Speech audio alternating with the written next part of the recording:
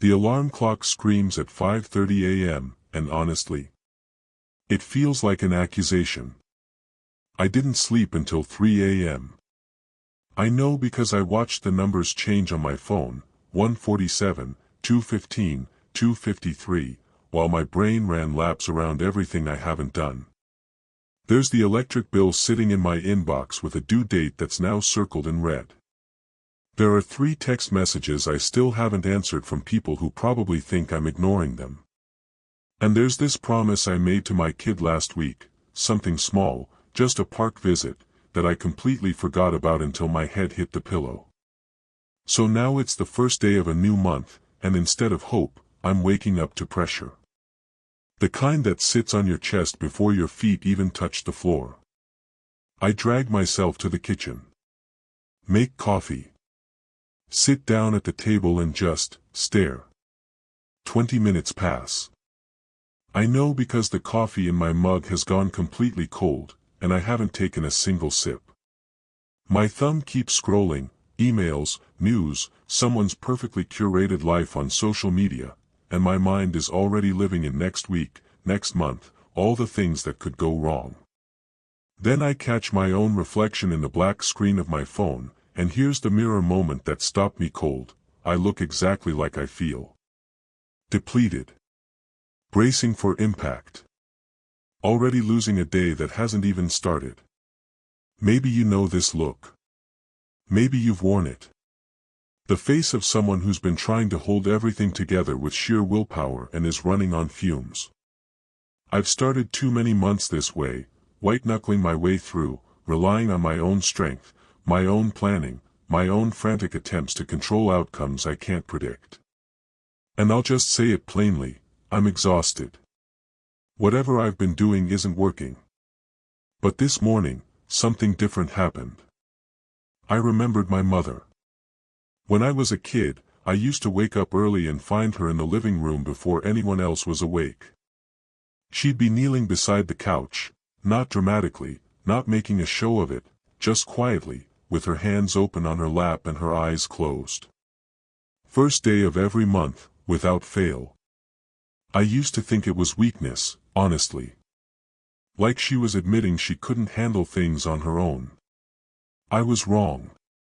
What I saw as weakness was actually the strongest thing she ever did. She was doing what I've forgotten how to do, she was handing over what she couldn't carry. And here's where this stops being a story about my morning and starts being about yours.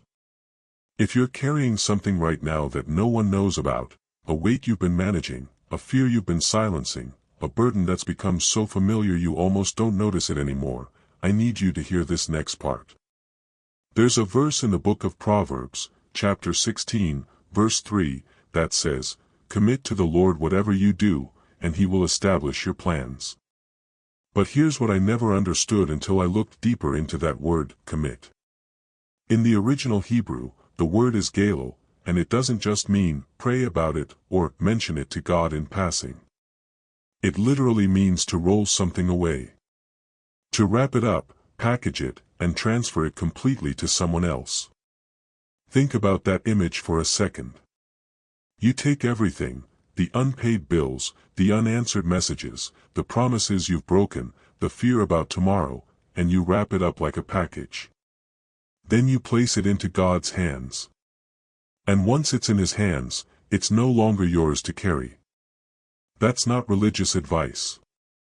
That's survival. The memorable truth I'm holding on to this morning is this: open hands that release a burden are the only hands that can receive peace. You can't hold both. You can't grip your anxiety with white knuckles and also receive the calm God is offering you. One has to be let go. So I'm sitting here with my cold coffee, first day of the month, and I'm doing something I haven't done in years. I'm opening my hands, literally, physically, and I'm naming every weight, every fear, everything I've been trying to control. And I'm rolling it over to the only one who ever promised to carry what I cannot. Maybe you've been exhausted trying to hold up your own world. Maybe you've been pretending you're fine when every part of you is screaming for relief. So let me ask you this, and I want you to sit with it honestly: are you tired yet? Tired of carrying everything alone? Because there's a different way to walk into this month. And it doesn't start with trying harder. It starts with letting go. But here's the question that haunted me even as I sat there with open hands, the question that kept me up until 3 a.m. in the first place, and it's the one I'll wrestle with next.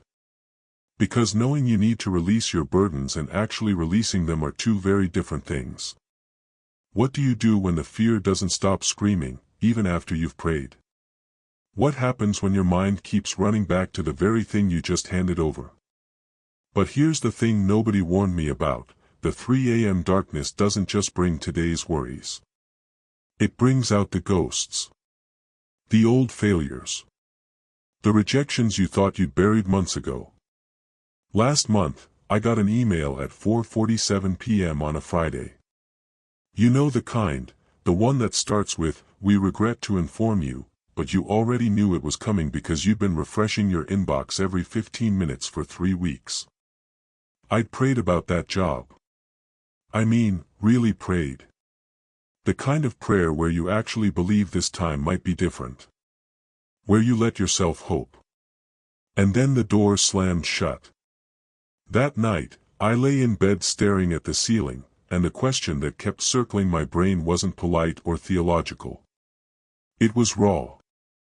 God, do you even care about the small stuff? Because it feels like you're silent, and I'm down here drowning in bills and closed doors and 3 a.m. panic attacks, and where are you?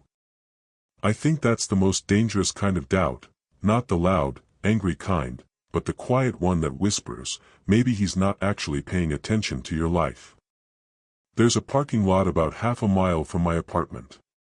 It's behind an old strip mall, mostly empty after 9 p.m., lit by one flickering streetlight that hums like it's about to give up. I've sat there more times than I want to admit. Not because I had anywhere to go, but because I couldn't let my family see me like that. Couldn't let them see their husband, their father, sitting in the driver's seat with tears running down his face because he didn't know how to fix everything. And I know I'm not the only one who has a place like that. A hidden spot where you go to fall apart so no one sees the cracks.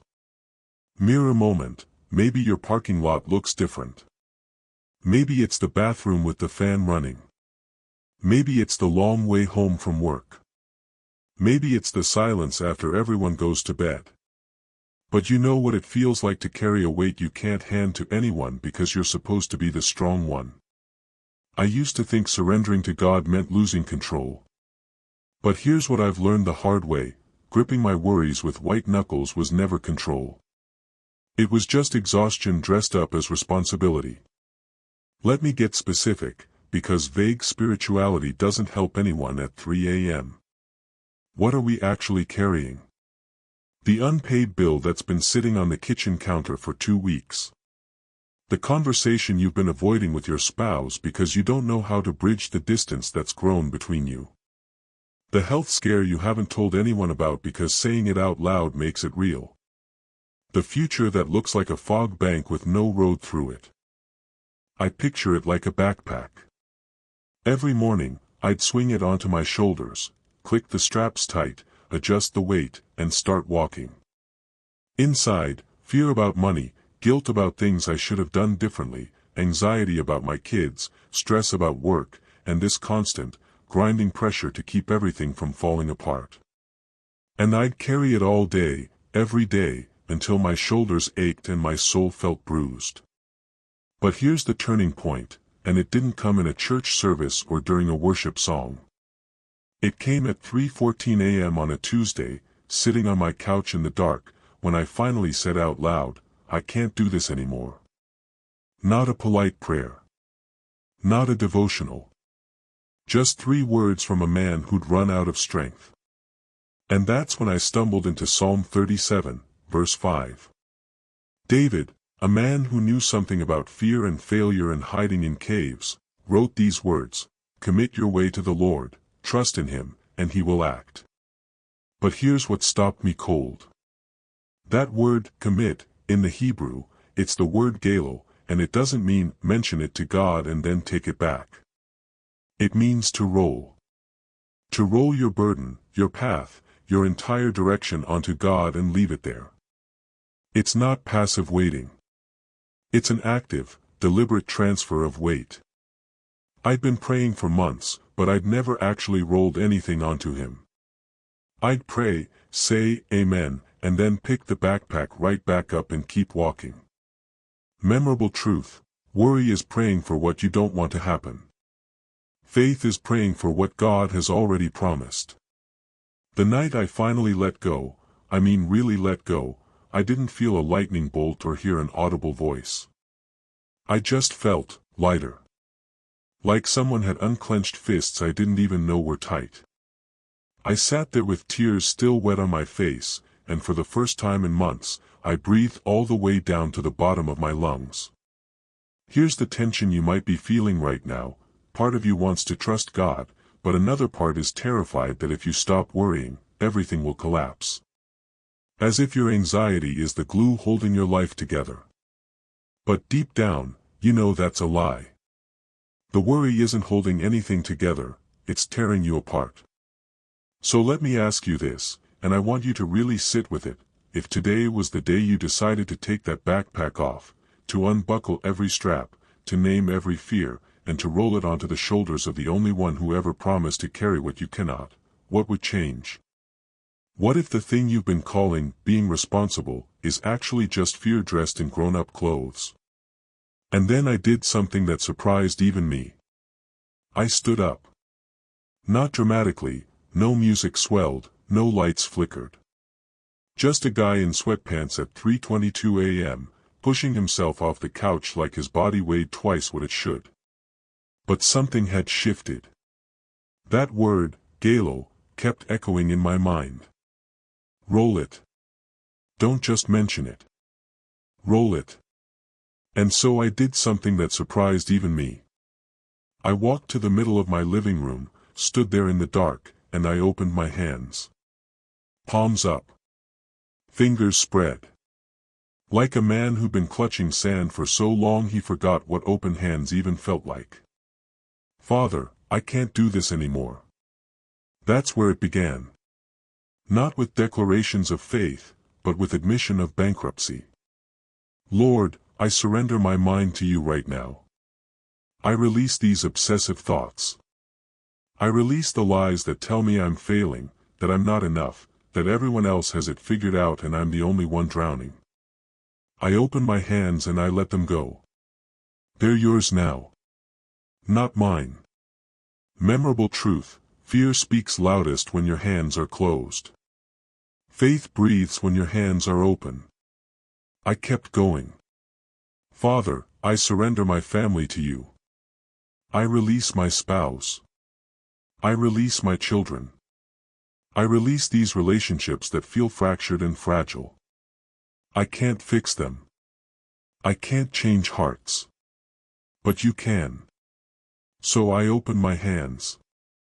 Then came the part that made my voice crack. Lord, I surrender my finances. These bills. These projects. This fear of unemployment that sits on my chest like a boulder every single morning. I've been carrying this like it depends entirely on me. Like you're not the God who fed thousands with a boy's lunch. I open my hands. I release the shame of not having enough. I release the anxiety about tomorrow. You said you'd provide. I'm choosing to believe you meant it. And then, quieter. Father, I surrender my health. This was the one I didn't want to say out loud. The symptoms I'd been Googling at 2 a.m. The doctor's appointment I'd been postponing because I was terrified of what they might find. I release these pains. These diagnoses. This fear of what the future holds for this body. I open my hands. And that's when it happened. A tear fell. Right onto my open palm. I watched it land, this tiny, warm drop in the middle of all that surrender. And something broke loose inside me. Not the ugly cry kind of breaking. The kind where chains fall off and you didn't even know you were wearing them. Maybe that's you right now. Maybe as you're listening, there's a tear forming that you've been holding back for weeks, months, years. And I want you to hear this, that tear is holy. Don't wipe it away like it's weakness. It's evidence that you're finally letting go. Mirror moment, God doesn't despise your tears. He collects them.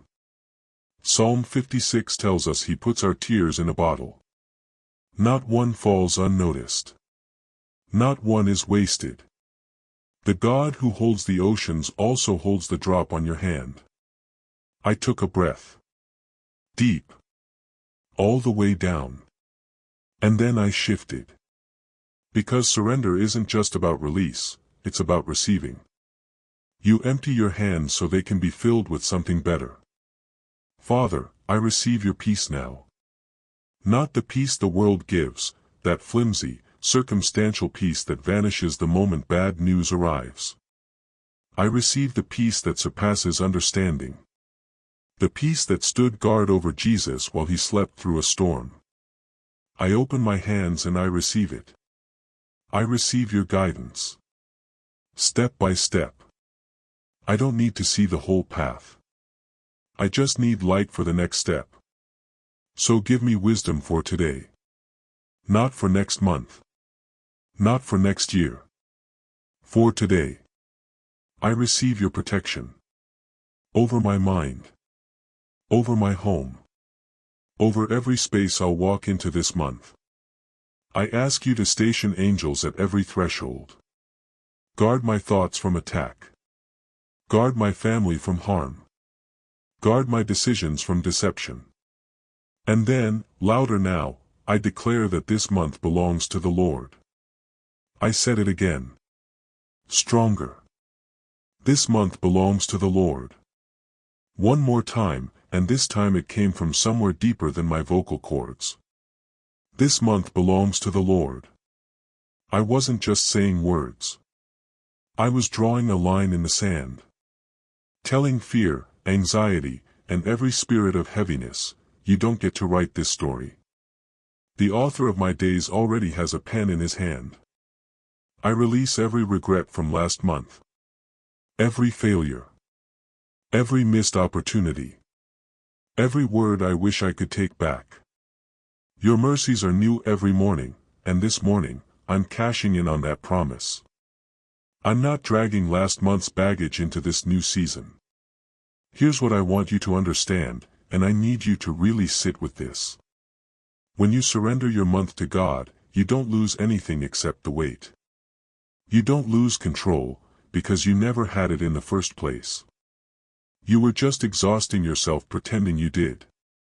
You don't lose your plans, you just submit them to someone who sees the end from the beginning. Memorable truth, surrender isn't weakness dressed in spiritual language. It's the strongest thing you'll ever do, because it takes more strength to open your hands than to keep them clenched. So now I want to pray over you. Not a generic prayer. A prayer for the person listening right now who's standing in their own living room, maybe literally, maybe just in their heart, with hands finally open. Father, I lift up the person hearing these words. You see them. You know the battle they've been fighting in silence. You know the tears they've cried when no one was watching. You know the fear they've been calling responsibility, because it felt safer than admitting they're scared. Lord, I ask you to meet them in this moment. Right where they are. In their car. In their kitchen. In their bed at midnight.